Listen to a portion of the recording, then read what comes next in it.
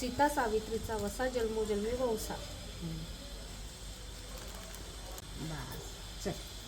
लग्नानंतरची पहिली संक्रांत. 14 जानेवारीला जमलं नाही, पण रथसप्तमीला सासरी असा काही सोहळा झाला की माझं मन भरून आलं. सासूबाई आणि सासरी बुवांचं हे प्रेम बघा. नमस्कार, मी अंकुरा. लग्नानंतरची पहिली संक्रांत साजरी करायला मी आले माझ्या सासरी, आमच्या गावी. रथसप्तमीच्या मुहूर्तावर मी पूजेची जल्लोष तयारी केली. तयार तर झाले, पण नथ घालायला जमेना. शेवटी सासूबाई धावून आल्या आणि मोठ्या कौतुकाने मला नथ घातली. हा बघा माझा मराठमोळे लोक.